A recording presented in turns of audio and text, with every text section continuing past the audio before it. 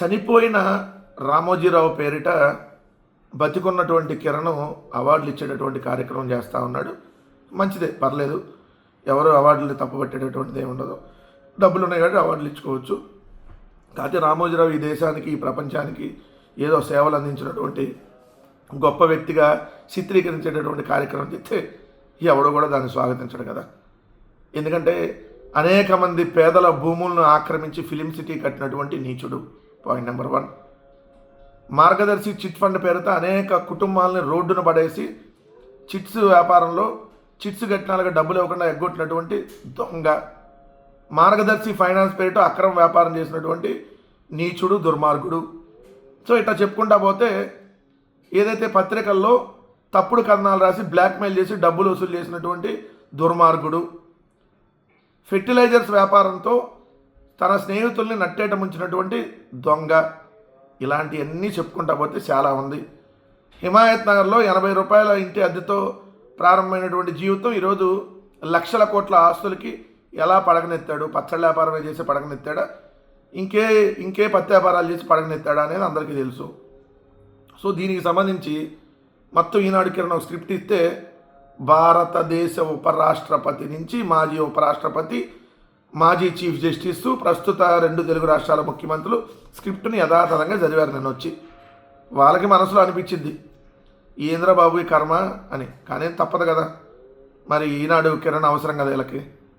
ఎందుకంటే ఒక పత్రిక నడుపుతున్నాడు, టీవీ ఛానళ్ళు, రామోజీరావుతో వీళ్ళకున్న సాన్నిహిత్యం, దాన్ని ఏదో ఒకటి చెప్పాలి కాబట్టి నేను వచ్చి చెప్పి దానికి సంబంధించి వార్త. స్ఫూర్తి ప్రదాతలకు రామోజీ అవార్డులు ఇచ్చుకోండి, ఎవడొద్దు అన్నాడు. మంచిది, ఇచ్చుకో, దానికి ఎవరు అన్నారు. కానీ రామోజీరావు జాతి నిర్మాత, సమాజాన్ని రక్షించడం ఆయన జీవన విధానం. ఎవరిది? ఉపరాష్ట్రపతి సిపి రాధాకృష్ణన్ గారు. సార్ మీకు తెలియదేమో రాధాకృష్ణ గారు, జాతి నిర్మాత అంటే ఏ జాతి అనుకుంటున్నారు? ఆంధ్రప్రదేశ్ రాష్ట్ర జాతో లేదంటే భారతదేశ జాతి నిర్మాత కాదు ఆయన. వాళ్ళ కులానికి సంబంధించినటువంటి ఆ జాతికి నిర్మాతగా వ్యవహరించాడు. కుల జాడ్యం ఎక్కువయ్యి కుల గజ్జితో రగిలిపోయాడు. పక్క కులవాడు ముఖ్యమంత్రిగా ఉంటే ఓచుకోలేడు, తప్పుడు రాతలు రాస్తూ ఉంటాడు. మీడియాకి పట్టినటువంటి చెత ఈ రామోజీరావు, మీకు తెలియదేమో. వాళ్ళ కొడుకు ఏది రాసిస్తే మీరు కూడా అది చదివి ఆ ఉన్నటువంటి పదవిని దయచేసి అపహాస్యం చేయొద్దు రాధాకృష్ణ గారు. చాలా గౌరవం మీరంటే. మీకు మేము కూడా మద్దతు తెలిపాం వైఎస్ఆర్ కాంగ్రెస్ పార్టీగా. సమాజాన్ని రక్షించడం ఆయన జీవన విధానమా? ఎన్టీ రామారావు గారి మీద చెప్పులు వేయించాడండి. ఎన్టీ రామారావు గారి మీద నగ్నంగా కార్టూన్లు వేయించాడు. మీరు మళ్ళీ సమాజాన్ని రక్షించడం ఆయన జీవన విధానం ఏంటండి? ఆయన రక్షించిన సమాజాన్ని భక్షించడమే ఆయన జీవన విధానం. సమాజాన్ని నాశనం చేయటమే పత్రికల్ని, టీవీలు అడ్డం పెట్టుకొని ఆయన జీవన విధానం. పక్క కులపాడు ముఖ్యమంత్రిగా ఉంటే గజ్జితో రగిలిపోతాడు. అసలు మనాడు లేడే అని చెప్పి మీరు కూడా ఇలా మాట్లాడితే ఎలా? రామోజీరావుది ఎప్పుడూ ప్రజాపక్షమే. ఎవరు? మాజీ ఉపరాష్ట్రపతి వెంకయ్యనాయుడు గారు. మీరు ప్రమోషన్ చేసుకుంటారు. ప్రజాపక్షమా పెత్తందారుల పక్షమా మిస్టర్ వెంకయ్యనాయుడు గారు? ఈయన జస్టిస్ ఎన్వి రమణ గారు ప్రజా చైతన్యానికి దీపస్తంభం అంట. ఏమి రాసిచ్చారన్న డైలాగులు మీ అందరికీ.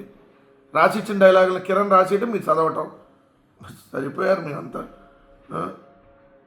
ఇంకా చంద్రబాబు నాయుడు గారు ఏం పొగిడారు చూద్దాం. ప్రజాపక్షాన్ని నిలిచిన యోధుడు రామోజీ అంట. జ్ఞానపీఠు, దాదాసాహెబ్ ఫాల్కే వంటి అవార్డులతో సమానంగా రామోజీ అవార్డు నెంబర్ 1గా నిలుస్తుందంట. దయచేసి వాళ్ళని కించపరచొద్దు రామోజీరావు దాంట్లో యాడ్ చేసి. చంద్రబాబు నాయుడు గారు మీ ఓటుకు నోటు కేసులో ఇద్దరు, ఎవరు? రేవంత్ రెడ్డి అండ్ చంద్రబాబు నాయుడు ఓటుకు నోటు కేసులో ఆల్రెడీ ఇద్దరు ఉన్నారు. రేవంత్ రెడ్డి అయితే జైలుకు కూడా వెళ్ళొచ్చున్నాడు. వాళ్ళిద్దరు రామోజీ ఒక పేరు కాదు, బ్రాండు. రామోజీరావు నిబద్ధతలు ఎందుకు?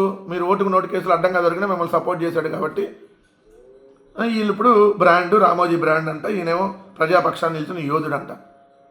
రామోజీరావు అనే అతను ఆంధ్రప్రదేశ్ రాష్ట్రానికే కాదు 2 తెలుగు రాష్ట్రాలకు పట్టినటువంటి ఒక చీడ. చనిపోయాడు ఇప్పుడు. అలా కొడుకు ఇంకా పట్టి వేధిస్తున్నాడు ఇంకో చీడ పురుగు. ఆ ఈనాడు కిరణ్ అనే అతను ఒక చీడ పురుగు. పత్రికల ముసుగులో రాజకీయ వ్యభిచారం చేస్తూ ఉన్నారు వీళ్ళు. పత్రికల ముసుగులో వీళ్ళు చేస్తున్న జర్నలిజం కాదు. కానీ మీరేమో ఆడికెళ్ళి ముఖ్యమంత్రులు, ఉపరాష్ట్రపతులు వాళ్ళు రాసిచ్చిన స్క్రిప్ట్ చదవటం, నవ్వుతారు ఎవరన్నా అనేది కూడా లేకపోతే ఎలా? చాలా గౌరవం ఉపరాష్ట్రపతి, మేము సపోర్ట్ చేసాం. రాధాకృష్ణన్ గారికి. ఈయన వెళ్ళి అక్కడ రామోజీరావు చాలా తోపు, రామోజీరావు చాలా తురుము, జాతి నిర్మాత. ఏ జాతికి నిర్మాత అండి? ఆయన చేసినటువంటి మోసాలు, మార్గదర్శి చిట్ ఫండ్లు, మార్గదర్శి ఫైనాన్స్ పేరిట ఆయన చేసిన అక్రమాలు, ఈరోజు ఫిలిం సిటీ, ఇవన్నీ మర్చిపోతే ఎలా? చాలా తప్పు. మీరు అవార్డులకు వెళ్ళటాన్ని ఎవరు కూడా కాదనరు. కానీ అవార్డులకు వెళ్ళి ఇలా పచ్చి అబద్ధాలను మాత్రం ప్రచారం చేస్తే ఇది సమాజాన్ని తప్పుదోవ పట్టించడమే. దయచేసి ఇప్పటికైనా మీరు గమనించండి, ఇంకోసారి ఇలాంటి జరగకుండా చూడండి అని మాత్రం చెప్తా ఉన్నాం. జగన్మోహన్ రెడ్డి గారి ప్రభుత్వంలో జరగనటువంటి లిక్కర్ స్కామ్ని జరిగిందని చెప్పి చూపించేటటువంటి కార్యక్రమం దాదాపుగా 17 నెలలుగా జరుగుతూ ఉంది. దానికి సంబంధించి ఇంకో కథనం వీళ్ళు ఈరోజు రాసింది.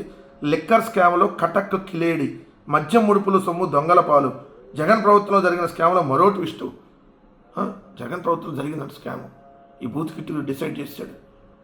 వేణావాణిల సొమ్మును వాడుకున్నటువంటి నీచుడు నువ్వు మాట్లాడుతున్నావా? అనేక మంది ఇళ్ల దగ్గర సీసీ కెమెరాలు పెట్టి బ్లాక్మెయిల్ చేసిన దొంగ రాధాకృష్ణ దొంగ నువ్వు మాట్లాడుతున్నావా? తెలుగుదేశం వాళ్ళకి పదవులు ఇప్పిస్తానని డబ్బులు తీసుకున్న దొంగవే నువ్వు మాట్లాడుతున్నావా? మా హయాంలో లిక్కర్ స్కామ్ జరిగిందా? నీవు మగాడివైతే మీ 2 పత్రికలు కానీ, మీ ఛానళ్ళు కానీ, ఈ ప్రభుత్వంలో కానీ అన్న ఇంచిత్ ఒక 1% అయినా మీరు మగాళ్ళు అయితే దమ్ముంటే ప్రూవ్ చేయండి. ప్రూవ్ చేయండి మా దగ్గర జరిగిందని చెప్పి. లిక్కర్లో కుంభకోణం జరిగింది చంద్రబాబు నాయుడు గారి ప్రభుత్వంలో. చంద్రబాబు నాయుడు గారు ఏ3 బెయిల్ మీద బయట ఉన్నాడు. మీరు మళ్ళీ మా మీద ఆరోపణలు చేస్తూ ఉన్నారా? చేసి దీంట్లో అంటే ఏదేదో డబ్బులు ఎవడెవడో దొక్కేశాడంట. అవి ఏ డబ్బులో తెలియదు వీరికి. ఈ పత్రిక నడిపే వారికి ఏ డబ్బులో తెలియదు.